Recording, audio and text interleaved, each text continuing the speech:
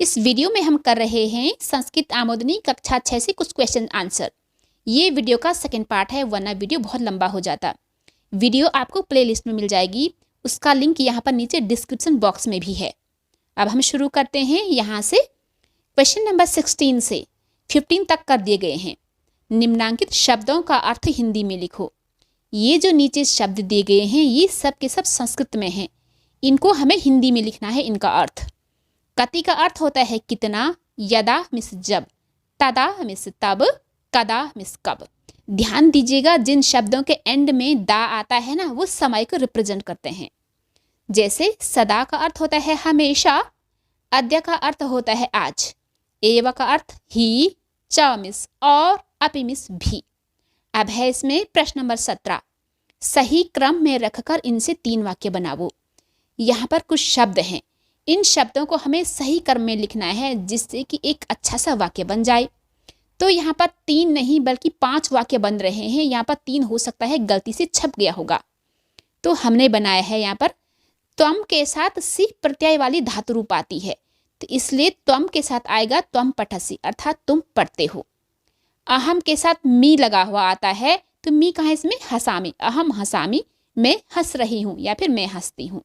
सह का अर्थ होता है वह, इसके साथ ती प्रत्यय वाला आता है।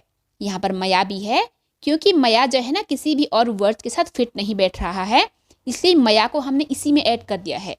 तो इसका सेंटेंस बनेगा सह मया पठति, अर्थात वह मुझसे या फिर मेरे द्वारा पढ़ता है। अब है इसमें राधा चलतु, राधा चलो, ये लोट लकार यानी कि आज्ञा देने वाला वाक्य है। अब है इसमें तौ के लिए, तौ का अर्थ होता है वे दोनों।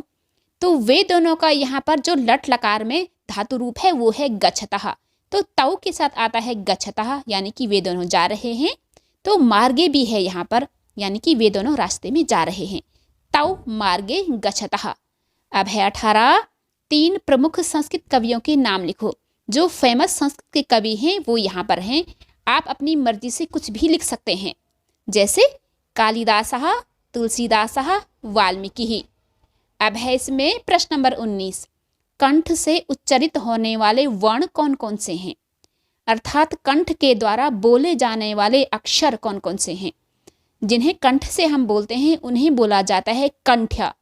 वो हैं 3 तो इसमें स्वर आते हैं, जैसे अ, आ, अहा, और ये क वर्ग वाले व्यंजन आते हैं, जैसे क ख ग घ ग। अब है इसमें प्रश्न नंबर 20। निम्न शब्दों पर विसर्ग लगाइए। विसर्ग इन्हें बोला जाता है 2 बिंदी। तो ये तो बहुत इजी है, जैसे राम पे विसर्ग लगाकर ये बना है रामः। ध्यान दीजिएगा, इसका प्रोनाउंसिएशन हल्का सा चेंज हो जाता है। वृक्ष से बना है वृक्षः, लक्ष्मण से लक्ष्मणाः, गोपाल से गोपालः। ये तो हिंदी के शब्द हैं, ये नीचे जो है सबके सब संस्कृत के शब्द हैं। अब है इसमें प्रश्न नंबर 21। निम्न विराम चिन्हों की पहचान करके चिन्हों के आगे उनका नाम लिखो। तो हमें क्या करना है, इन विराम चिन्हों को हमें पहचानना है और इनके क्या नाम है वो भी हमें लिखना है। पहला है, इसे बोला जाता है विस्मयादि बोधक चिन्ह। इसका यूज जो है संबोधन के लिए भी करते हैं। संबोधन का अर्थ होता है पुकारना, इन दोनों के लिए उसका यूज किया जाता है, इसलिए इसे विस्मयादि बोधक या फिर संबोधन कारक चिन्ह भी बोलते हैं। दूसरा ये है जिसे कि कोमा यानी कि अर्ध विराम या फिर अल्प विराम भी बोलते हैं। अब ये है, इसका यूज हम प्रश्न पूछने के लिए करते हैं, इसीलिए इसे प्रश्न सूचक चिन्ह या फिर प्रश्नवाचक चिन्ह भी बोलते हैं। अब ये है, आपने अक्सर देखा होगा किसी भी टॉपिक पर हम डिटेल लिखने के लिए इसका यूज करते हैं, इसलिए इसे बोला जाता है विवरण चिन्ह।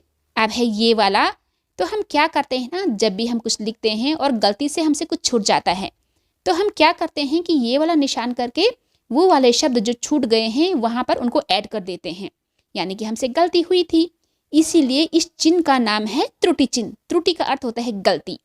अब है ये वाला जो कि एकदम किसी भी वाक्य के एंड में आता है, इसीलिए इसको बोला जाता है पूर्ण विराम चिन्ह, और संस्कृत में चिन्ह को बोलते हैं चिह्नम।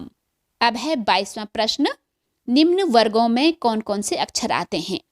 वर्ग का अर्थ होता है क्लास यानी कि ग्रुप। तालिका बनाकर लिखें, अर्थात क वर्ग में कौन कौन से अक्षर आते हैं। अक्षर का अर्थ होता है वर्ण। क वर्ग में आते हैं क ख ग घ ग, च वर्ग में च छ ज झ य, ट वर्ग में टा ठा डा ढा णा, त वर्ग में आता है ता था दा धा ना, प वर्ग में प फ ब भ म। अब है इसमें इसका ख, अनुनासिक वर्णों के नाम लिखो। तो क्या होता है ना कि अनुनासिक वे वर्ण होते हैं जिनके ऊपर चंद्र बिंदी लगती है, जैसे दांत, आंख, पांव, मांग। तो यहाँ पर ये तो शब्द हैं, यहाँ पर वर्ण पूछे हैं।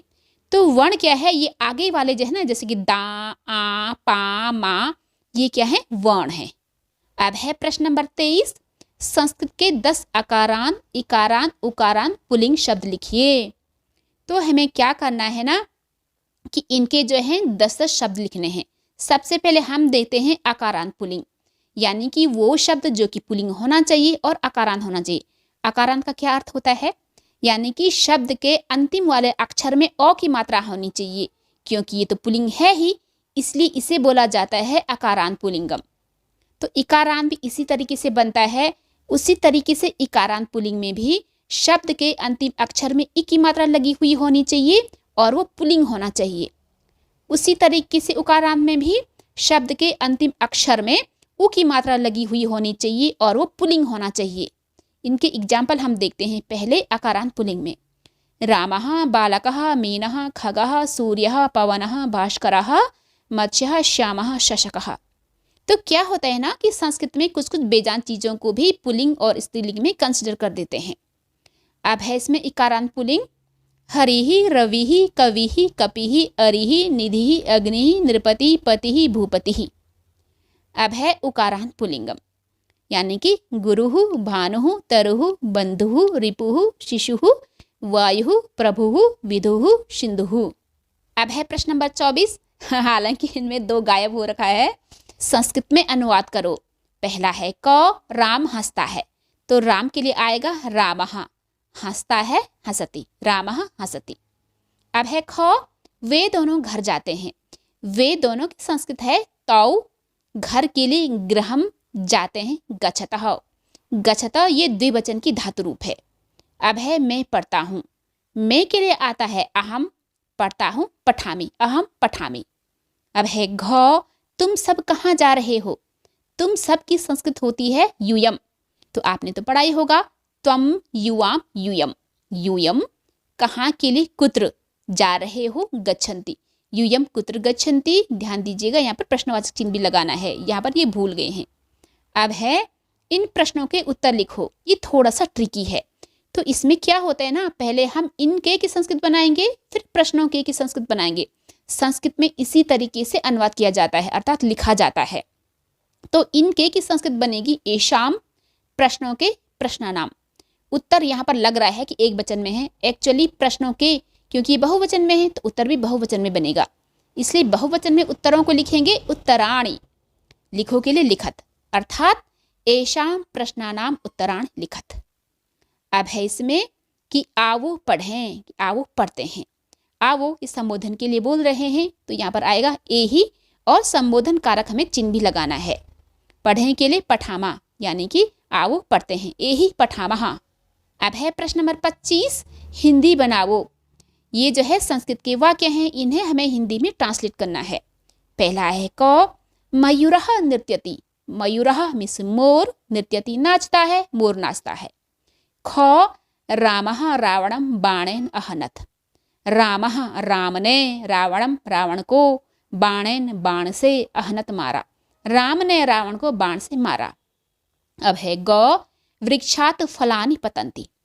वृक्षात वृक्ष से, ये ध्यान दीजिएगा, ये अपादान वाला से है, ये तृतीया वाला से नहीं। तृतीया वाला से में जो है ना साथ वाला से आता है, और अपादान वाला से में अलग होने का अर्थ बनता है, यानी कि वृक्ष से अलग हो रहे हैं। फलानी ये फल के बहुवचन है। पतंती गिरते हैं या फिर गिर रहे हैं। पेड़ से फल गिर रहे हैं या फिर गिरते हैं। अब है घ, राधा घटम जलेन पूर्यति। राधा घटम घड़े को, जलेन जल से, पानी से, पूर्यति पूरा कर रही है, अर्थात भर रही है। राधा घड़े को जल से भर रही है। अब है इसका लास्ट क्वेश्चन 26, रिक्त स्थानों की पूर्ति करो। ये जो शब्द हैं ये आधे अधूरे हैं, कुछ वर्ण यहाँ पर लोप किए गए हैं, जैसे नयम, तो यहाँ पर बीच में क्या होना चाहिए, नयनम, यानी कि आँख। यहाँ पर बनेगा विद्यालयम, यहाँ पर भोजनम, यहाँ पर कुक्कुरम, यहाँ पर परिवार, यहाँ पर बालिका।